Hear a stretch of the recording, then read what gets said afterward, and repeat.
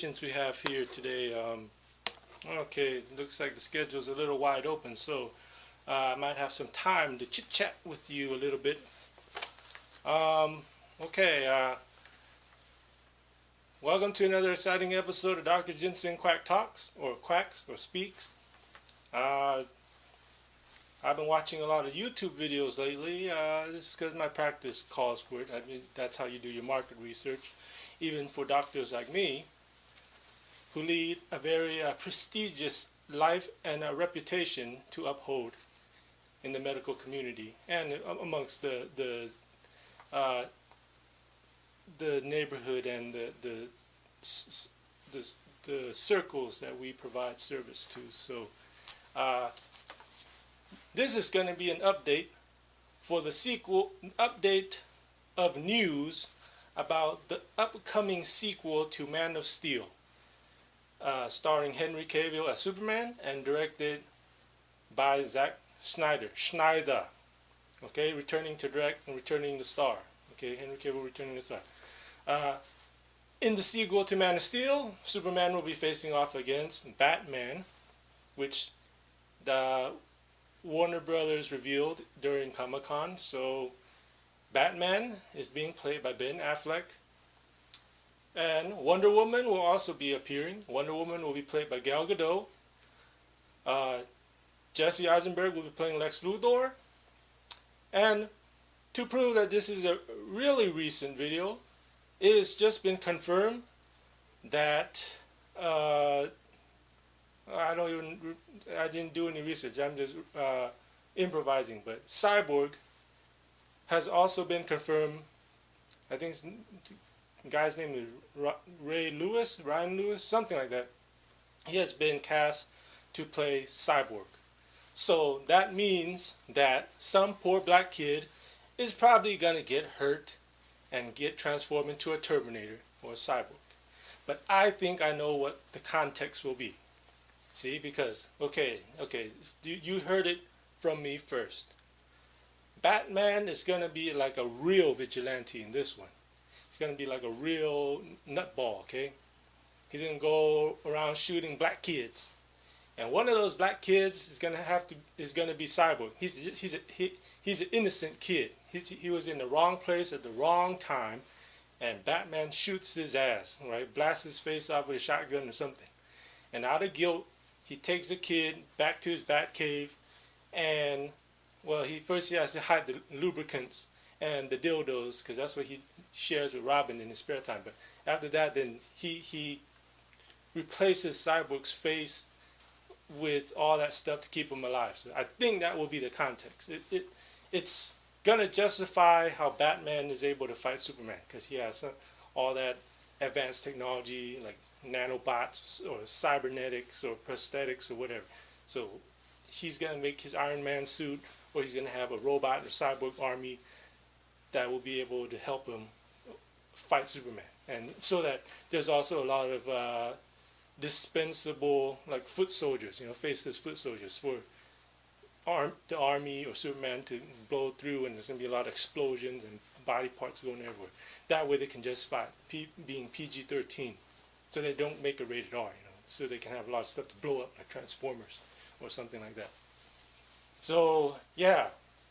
And it's confirmed that the Cyborg character is minor, so that's why I think that is the storyline. It's just so that he gets shot in the beginning, and then at the end, when they reveal the Justice League, that he'll be there, And also, they said it was to open up the possibility of Teen Titans or all those other properties that Warner Brothers and DC can adapt, so it's just there for that possibility.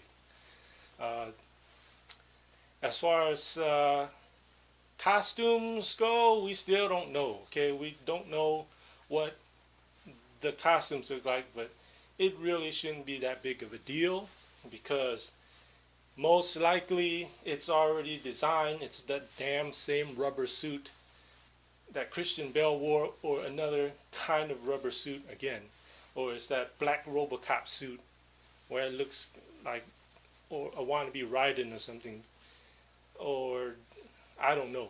Or he could even be in sweats. He would look like uh, those old Charles Bronson movies, where he's just wearing like a beanie and a jacket and sweatpants or something like that. He walks around with a wrench.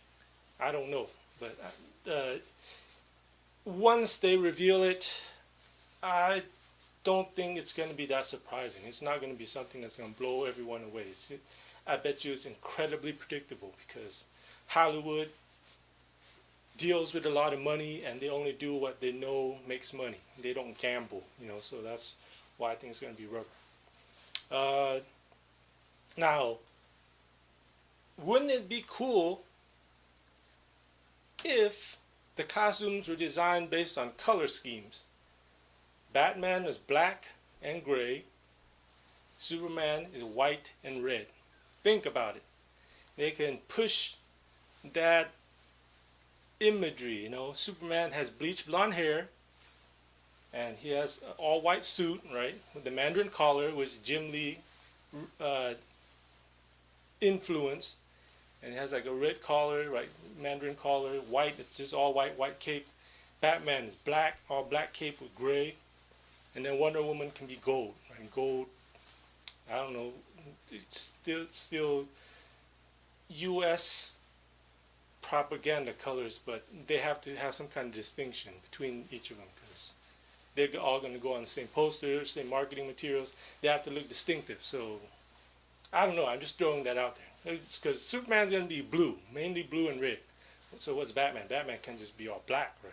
And you want to prove that you're a good filmmaker, so you have to be able to create a version of Batman that still looks like the comic book Batman, because the comic book Batman has been around for so long, it hasn't changed that much. That means the design is pretty good. People still believe in it, right?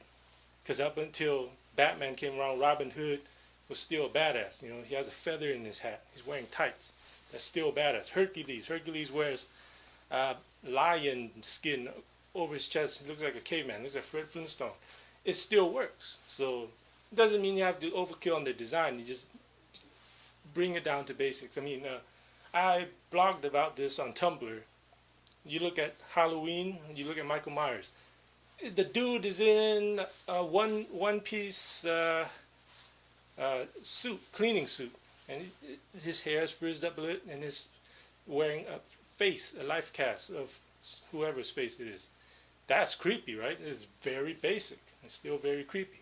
Imagine if Batman was like that, but it wouldn't work because you will have scenes with Batman talking to Superman, and he'll look kind of silly, standing there with a floaty mask on or something. So, yeah, most likely it's going to look like a Pete Holmes skit. It's two giant buff dudes, phallic symbols, a black erect penis and a blue erect penis. Two penises and condoms talking to each other, right? Flexing, veins bulging out of their necks and shit. So, yeah, costume-wise, that's it. I don't know what the story is, but it's possible Justice League is introduced as the bad guys because Lex Luthor will be pulling the strings. So Lex Luthor will be the villain in part 3, but for now it's just a spectacle. Superman versus Justice League, because I don't think they want to make Superman the bad guy and make the Justice League the good guys in the second movie. They want to switch it up a bit. So Justice League will be the bad guys, Superman will be the good guy, and then you'll find out that there's some kind of misunderstanding and that Lex Luthor was pulling the strings all along. Then the Justice League and Superman join forces, and for part 3 they'll be called the Justice League, and they fight Lex Luthor. And Lex Luthor by then will have the kryptonite, because Zack Snyder said he doesn't want to introduce kryptonite too early. It would be too easy, too boring, and it won't make it interesting. So let's see.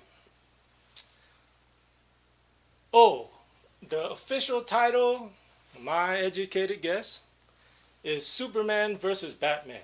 And why do I think this? Because in Michigan right now, there's affirmative action trial going on. And it's not by coincidence. I mean, come on, who are you kidding? So, shoot versus BAMN, right? I mean, if you look at those letters in print, and you don't see that that's Superman versus Batman. That's subliminal marketing. Then that's your own fault, you know. So, Michigan residents are probably going to see that story over and over and over until it gets burned into their brains. And by the time they finish filming in Detroit, Michigan, they're going to be ready for Superman versus Batman. You've heard it here first, okay? That's the title. I'm pretty sure that's the official title. It can't be Batman versus Superman because you need the continuity to be a Superman franchise, you know. So it needs to be Man of Steel, Superman, and Justice League, because Batman is going to get his own franchise, which is, they confirm, right? Ben Affleck's going to get his own 3-movie Batman thing. So, I was going to do a review for Scarlett Johansson's Under the Skin, but I figured there's too many of those reviews out there. But if you want to look up her cooch pictures, you can look it up on the internet. I mean, I'm not going to milk that for YouTube views. So, yeah, I think that's good for this video. Okay, Batman versus Superman rant, updates. I went to school with Scarlett Johansson, and I went up and talked to her once, but she just snubbed me, you know, that little cunt. But hey, look at me now. I'm ballin', bitch. And you're on the big screen with your cooch for everyone to see. Mac Daddy in the hezzizel, biatch.